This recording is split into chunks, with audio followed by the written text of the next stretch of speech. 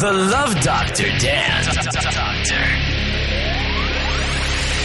That's right, everybody. You are listening to The Love Doctor. It is 7 minutes after 12, but I am not alone. I have a very big guest in the studio.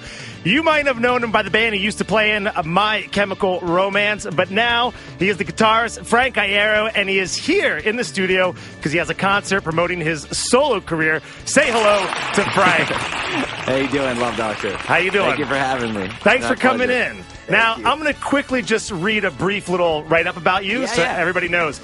Frank is the American musician who will perform in Moscow for the first time. As a solo artist. Yeah. This is my first time playing by myself all the new off the new record. Yeah. I'm really excited about this. Now, for those of you that do not know, he was the rhythm guitarist and backup vocalist for alternative rock band My Chemical Romance, as well as the vocalist for post-hardcore band Leathermouth and electronic hardcore act Death Spells. He was a solo project called Frank Iero. Is that correct, Iero? Yeah, it's perfect. I nailed that. Yeah. That was good, man. And The Celebration with an album called Stomach Aches that he released last summer. Now, he will perform his solo project at Yoda Space tonight at 8 p.m. Now, welcome to the studio. Welcome to Moscow. Well, thank you very much. I appreciate it. This must be exciting for you. I am super psyched. Yeah, seriously. I came with My Chem, maybe about 10 years ago. Yeah. And we had a great time, had a great couple of shows, and I never thought... I wrote this record and recorded it in my basement, and to be able to now play it like across the world is just, it's a dream come true, so I'm really excited. Now, I find what's really interesting, I was reading that when you record this album, you actually played all of the instruments except for the drums. Yeah, I did drums on some of the tracks, but I'm not a fan of my drumming, so I had... Really? Yeah. I had, which is probably much to my father and my grandfather's chagrin, because they're drummers, But maybe that's why, I can't live up to it. But I had a very, very talented friend, Jared Alexander, come in and play all the drums, and he killed it more than I could ever have imagined. So I'm very happy with the way they turned out, and then I got to do everything else. Now, you're still close with, My Chemical Romance former we're band all members. friends, man. We've all just, doing our own thing now. Because he was the drummer for My Chemical Romance who played on the album for you. He actually, he was there like the whole last touring cycle, and we had recorded our last song with him. He recorded on G's record too. But he's done so much stuff. Like, I've been a fan of his forever too. Like, he played with a band called American Nightmare. He did their first record, and he did all the Hope Conspiracy records and stuff like that. So he's just an amazing drummer. He gets passed around a lot. Now, you actually, I mean, reading your biography is really fascinating because you have an absolutely huge range of styles of music that you've played with different bands. I mean, you had like post-hardcore, punk. My Chemical Romance was more considered alternative rock. Yeah. What would you classify your new band? I mean, if you had to give it a style. It's rough, right? I mean, I feel like it's all just rock and roll when you boil it down. I agree with that. But I feel like at least this record for me was it's a very intimate view into I guess some of my very early influences. Yeah. So there's a lot of rock and roll. I don't know. I feel like if it would take me 2.5 minutes to explain it, where you could just play a song and listen to it for 2.5 minutes and make your own opinion about it. Considering you just said it's all rock and roll, does it bother you sometimes as a musician that people try and classify a style when, as you just said, it's all rock and roll? We play what we want to play. We play what we feel. I feel like we just do that in general, though. We do that with people as well. I think it makes us more comfortable if we feel like we know everything there is to know about something, so that we don't actually have to find out anything about it. Yeah. But that's a larger conversation. Alrighty, guys, we're gonna play a song now by you. All right. I'm gonna give you a choice now. If we have to introduce the world to Frank in the Celebration, got it. Which one would you like to do? Joyriding, Neverenders, Tradition, or Weighted? I would like to play Joyriding. All right. I think that's my favorite. This is what we're going to go with. This is Joyriding by Frank Iero in the Celebration on Moscow FM 105.2.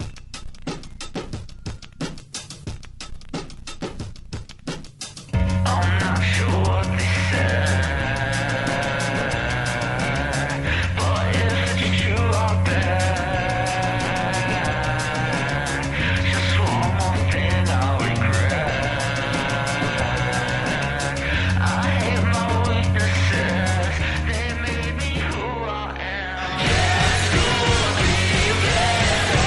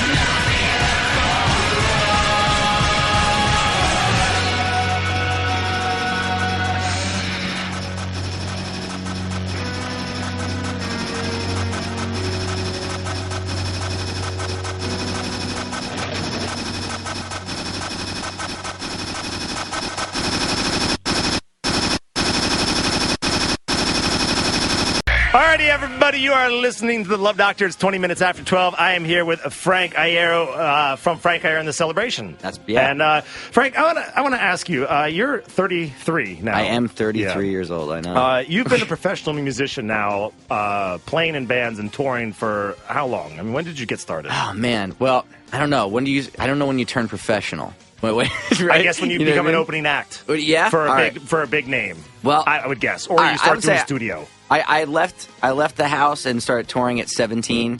My parents felt comfortable with it when I was around 20. 20. Yeah. Now, what would you say is now at your age, making the music you're making now?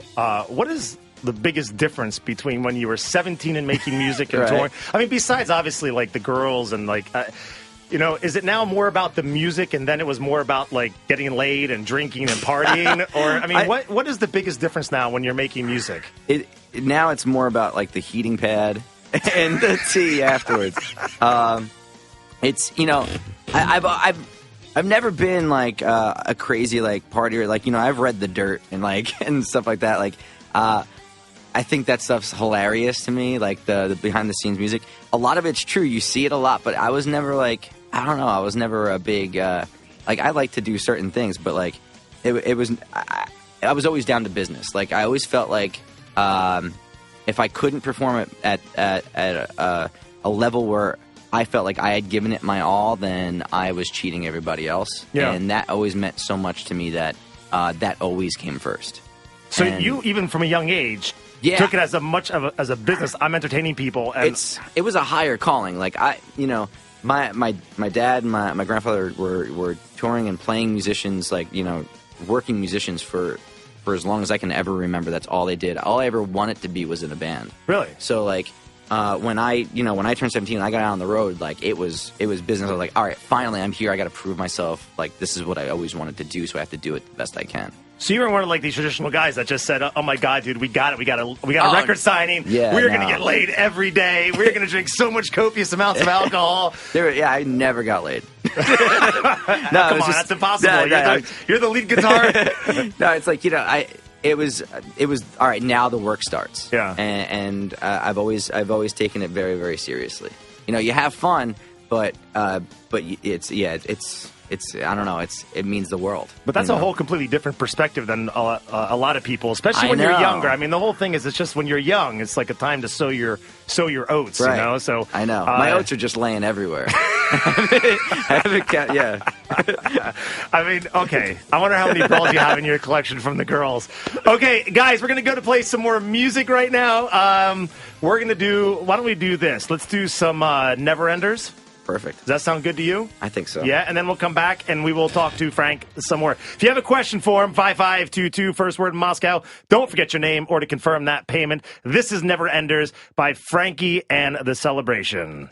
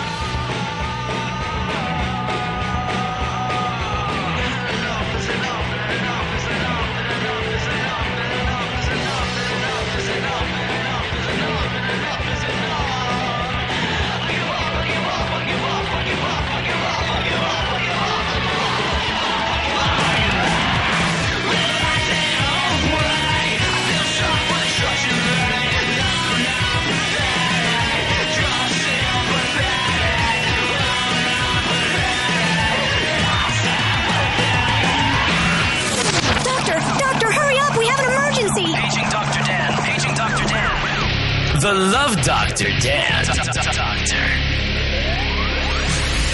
All righty, everybody. You are listening to Love Doctor. I am here with Frank Iero. This is great music. I'm liking this. Oh, thanks, man.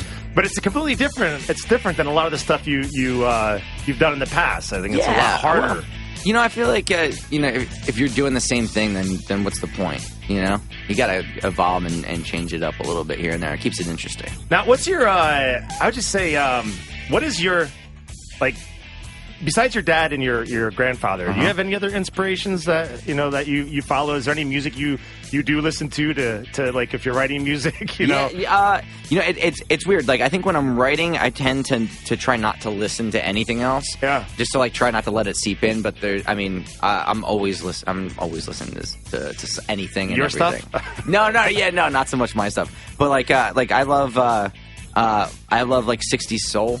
Okay. Otis Redding and all Stax Records stuff. One of my favorite things are Richie Havens, the folk singer, Dylan, stuff like that. Stuff songwriters I think really inspire me. So everything. Everything. Oh yeah, everything. Is there anything you don't like?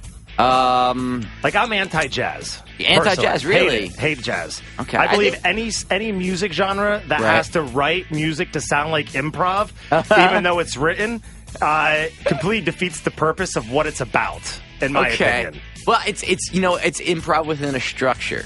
Yeah. That's not really improv. I see what well, right now, what we're doing right now, we didn't write what we're saying, right? But it's still you have to play a song and talk with. You have 8 or 16 bars to talk within. Yeah. The same kind of a thing. But is there anything that any style of music that really just doesn't do it for shit you? On something? No, you don't have to. I'm just wondering if there's any style that you just don't like. I don't really like country western, but I love Johnny Cash. Oh, who doesn't love Johnny Cash? I mean? So there's always exceptions to the rule. Where I'll find something where this I do not get. I don't like it. It seems not below me, but it just seems like trash. And then you find somebody that's doing it correctly. Oh, okay, maybe I get it now. That would be the entire pop industry in America, and then you have somebody like Justin Timberlake who just is really good at it. Just very talented, and just a talented artist. Now, Frank. Yes. You have toured extensively for the last, let's say, 10 years. Right. Yeah. Let's call it 10. Let's call it 16 years. Sorry. Trying to do math in my head really quick doesn't always work. No, it's all right.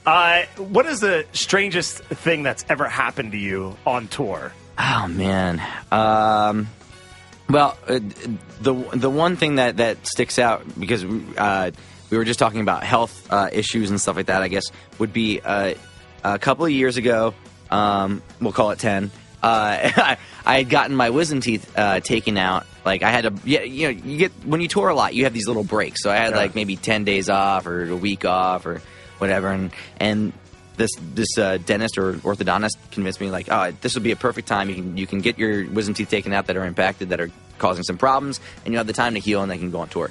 So I did that. Had the surgery. It was very, very painful. They were very much impacted in my face, and they ripped them out. Oof. And I looked like a chipmunk for 5 days. And I was like, I'm getting on a plane. Is this going to be all right? And he was like, yeah, no problem. So I got on a plane. I flew to Japan, and we were going to do Japan and Australia. And as soon as I got on the plane, I fell asleep because I had a lot of pain medication on the plane. So I took the pain meds, and I woke up in Japan, landing and bleeding from my nose and my mouth, and I was like, "Oh man!" So we kind of hit it a little. Yeah, this isn't good. Just get me through security and whatever. I ended up at the hotel. I fell asleep. I woke up covered in blood. They took me right to the hospital. From the hospital, they took me back to the airport. They flew me back to the States, and I was then immediately from there went right back to the hospital and had this huge infection in my face. Wow.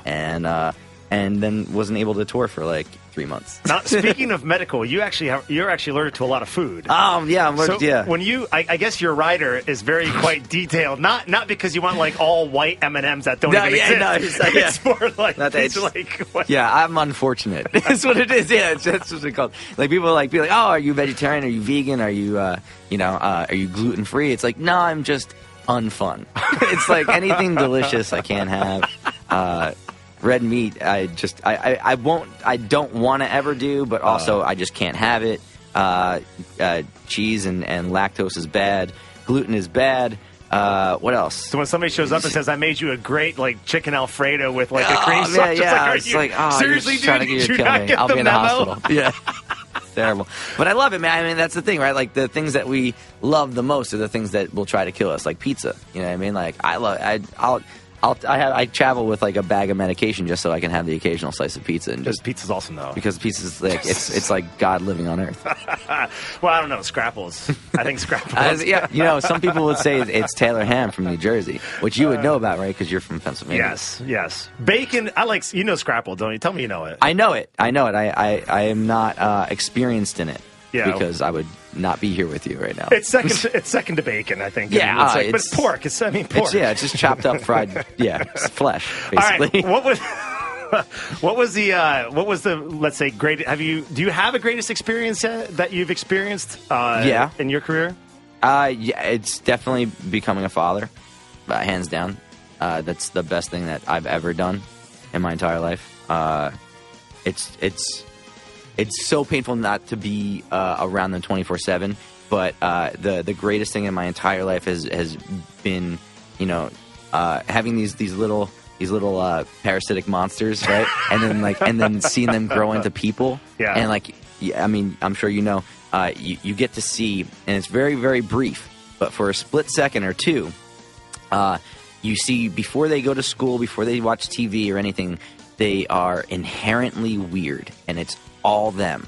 You know, it's just purely them and whatever came from you and your wife, and you see these weird things that are just so pure and genuine. And these series of moments, if you don't pay enough attention, you miss. And, that's true. They're fantastic, and they're inherently intuitive. Oh yeah, like the stuff that comes out of their mouth, you're just like, what? Yeah. You're wiser than most people. It's crazy. I don't know if you have a split second. Sure. But if I can tell you one of my favorite stories. I got a lot of seconds for you, my man. All right. That's so nice to be. All right. So my daughter Lily the other day, we try to give her like new foods and stuff like that, new fruits, and we want to experience like, you know, nutrition. It'd be great. Be like, here, this is papaya. We'd like you to try this. It's a fruit. It's delicious. We want you to have it. And she was like, no, I don't want that. I don't like the clothes that I'm wearing. Today's awful. I don't want to go to school. I'm not eating breakfast. I'm not eating papaya.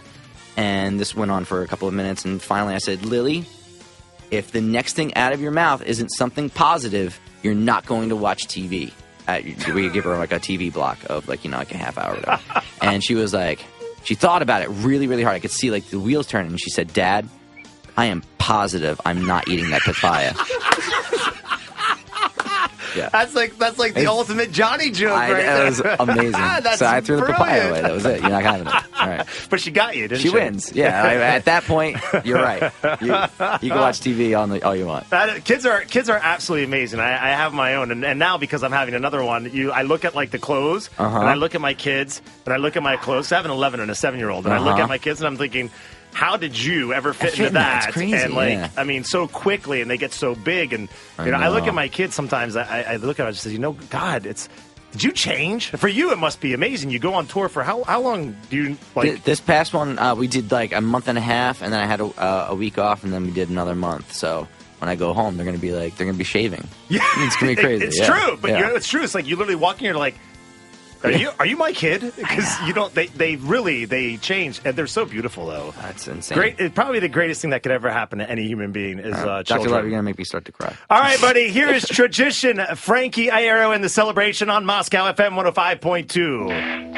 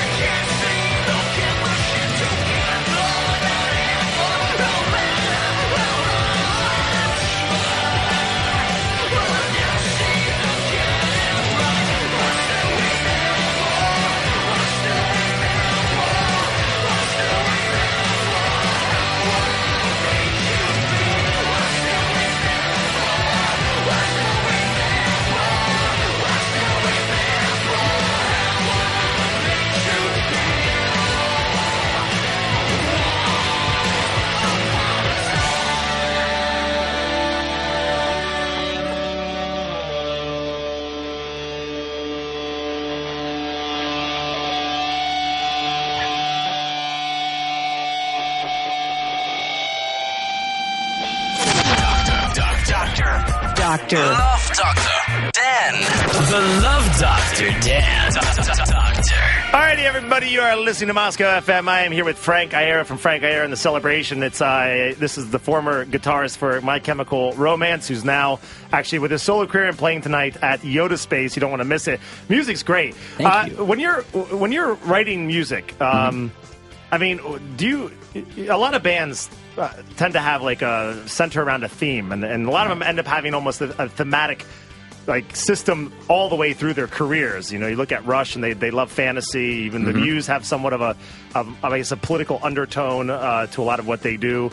Do you have a specific theme, at least with this album? This is your first album as a solo career, but I mean, well, I felt for this record, I didn't really, I didn't think I was making a record, to be honest. I was going through this period, and this goes back to like my weird stomach things, where I just felt horrible all the time, and the first thing to go was my creativity. So, for me, I just took this defiant stance that every time I felt horrible and felt like I couldn't do anything, I was going to write a song, and whatever song came out was what it was going to be. I was going to record it, basically on my own in my basement by myself, and just keep this collection of this time. That was my plan. And then a friend of mine asked to hear what I'd been up to. I played it for him, and then before I knew it, I had a record deal. So for this record, though, I feel like the theme, I mean, for me, I feel like at the heart of the record, it's very much a folk record, because it's really just a collection of stories.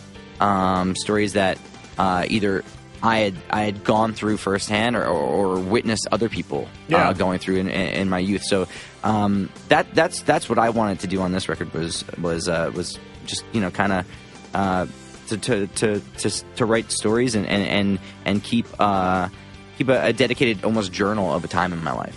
So it's almost like I don't know, safe to say, like a harder version of like a Bruce Springsteen, or I mean, you know, in a just weird way, say like a folky, but obviously it's a harder form of playing. I guess so. Yeah, I think it's you know what it is. I feel like it's a folk record played through a broken speaker. That sounds cool. You know what I mean? How much does Jersey play an influence in your music? Oh man, because you like living in Jersey. Actually. I do. It's just, I was reading that you're actually a big fan of New Jersey. I am. It's a beautiful state. I'm not a fan of the weather, but I'm a fan of the place. You know what I mean? It's a beautiful state. I agree. I still haven't figured out why they get such a bad rap, but nonetheless, it is beautiful. Yeah. Well, you know what's great about it is you can travel in like 20 to 30 minutes in any direction. You can hit a mountain or a beach or a city or a farm, and that's really fantastic. It's a beautiful place to live. You have access to anything you could possibly ever want, and I love it there. I think I'll never leave, but. The winters have been extremely rough these past few years. Yeah. So I don't know. I say maybe one day I'll retreat to an island, but I'll probably never have. Doctor, it is about 5 minutes to 1, and unfortunately, I have to say goodbye to Frank. Oh, Iero. I'm sorry. Well, thank you very, very much. I have two things I got to say. This is I don't like it. I enjoyed hanging out with you, man. Yeah, I also have this one. Dirty Turkish archipelago, flat. It's been a lot of fun hanging out with you, Frank. I wish you all the best. Quick question before you go. Yes. What does the future hold for Frank Iero? Do you even know what the future holds? I don't know if anybody knows, but I know what the immediate future is. We're in Moscow tonight. We're in Yekaterinburg tomorrow at the Teleclub. And then the day after that, it's Friday, we'll be in St. Petersburg at the A2. And then I get to go home and be with my family for a little while, which I'm really looking forward to. And then we go on tour with Against Me throughout the States and Canada. Do you think that this solo project for you, if it succeeds, that this is where you would like to continue for the next 3, 5, 10 years? Or are you just open to any idea? I started it without any kind of intention, really, or expectation. And I think the only thing I can say is when it stops being fun, I'll stop. That's a great answer. All right, Frank, have a great time. For those of you that I'm sure you can get can you download your album yet? Oh, yeah. iTunes and all that. That great iTunes, stuff. Google Play, and Google all the other Play, ones Amazon, out there, yeah? all that stuff. All right, yeah. you guys know how to do it. Check it out, Frank Iero and the Celebration. If you guys want to go to the concert, there's still tickets left. You can go to Yoda Space tonight at 8 p.m. Every Man and King is opening up for you. Yeah. At 8, you'll be on stage at 9. Yoda Space at Ordzhonikidze Street 11, near the Metro stop, Lenininsky Prospect, and it's 1,700 rubles. Do not miss it. It's going to be a great show. I'm going to be there tonight to make sure that I see you guys play. I'm really excited about it. I'm looking forward to it. We're going to see if you can have a few drinks and throw up on stage. Really? Yeah. Dude, I am so into that. All right, I am in. All right, I'm going to leave you with Weighted. Anything you want to say about this song? This was one of the songs that I had written on tour with another band. I was on tour with Death Spells at the time. I wrote it in a hotel in Montreal. And I didn't think it was going to be very good. And then when I got home, I figured it out. And I was like, oh, hey, I like this one. Or just like when that happens. Like, I love when that happens. I The just plan can't comes do together. It, and then boom. It just, everything comes together. But then It's you're great. just like, that was so easy. Why didn't I think of that Oh, yeah, before? and you just flog yourself about it? Yeah, it's terrible. All righty, guys. Frank Iero and the Celebration on Moscow FM 105.2. Thank you so much. Good luck in the My future, pleasure. buddy. Thank you.